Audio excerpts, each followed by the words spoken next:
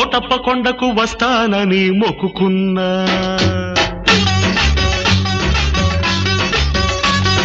కోటప్ప కొండకు వస్తానని మొక్కుకున్నా ఆరు బయట ఎండలు సరుగు తోట నీడలు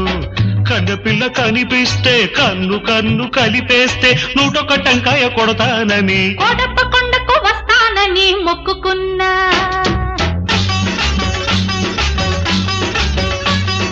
కోటప్ప కొండకు వస్తానని మొక్కుకున్నా